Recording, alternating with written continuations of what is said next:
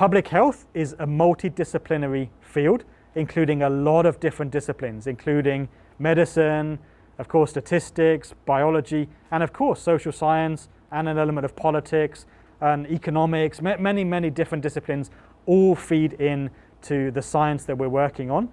For vaccine hesitancy, there's a lot of elements of social science to understand why some people choose to get vaccinated, why others don't, and what we can do to encourage people to choose to get vaccinated.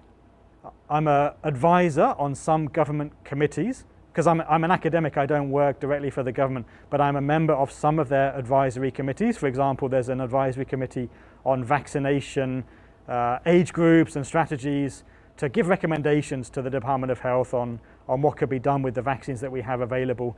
And so my responsibility would be to attend some of their meetings and help to draft some of the documents that they issue as guidance for the general public. And I do that for a number of different committees. My own research is targeted to answer new scientific questions which apply across the world. So in recent years, I've been looking at vaccination strategies for influenza and now for COVID-19. And the results of my research should be applicable anywhere in the world. There's a lot of interest around the world to decide what's the best thing to do with vaccinations for respiratory infections. So I've been working on flu for more than 10 years. What's the best vaccination strategy for flu? Is it just vaccinate every year with the same vaccine? Now we have some new technologies available. How should we use them? And with COVID-19, we have different vaccines available. Most likely, we're going to need booster doses in the coming years. So what's the best thing to do for those? I'm setting up some studies now to look at exactly that question. So we now know that there was a delay, not just in the international community knowing about the virus, but also the national response in the initial stages for controlling the virus. And I think now we are quite clear what really happened during that initial period was panic and concern about who's going to take the blame with respect to if somebody reveals the circulation of a novel virus. And the stigma of the community having such a virus and emerging, I think was one of the main reasons where many things unfolded. And I think in these areas we need to make the same education and influence in terms of all the other diseases we've dealt in the past, in terms of people having HIV and having stigma, which we're still working through. And I think the same social sciences need to be applied for government sectors as well, I think, so that we can actually have a more transparent system where we can detect things much earlier. And this was exactly what is done for influenza, for example.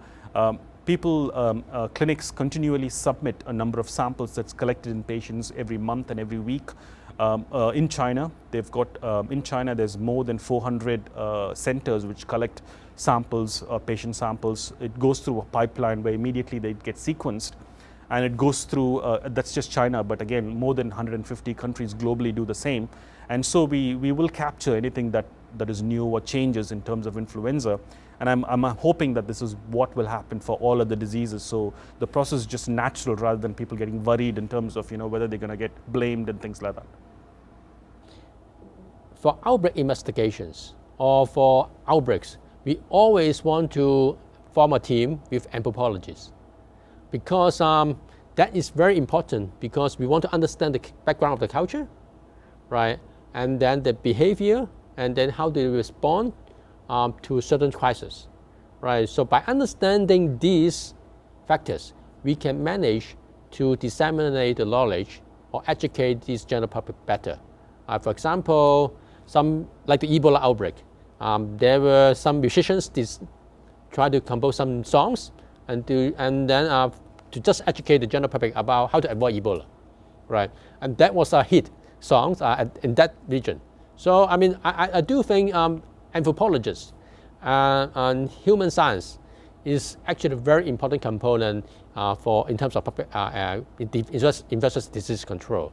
So, but then it just happened that I'm a laboratory scientist, so I don't have the privilege to have such data or knowledge to work with this type of expert.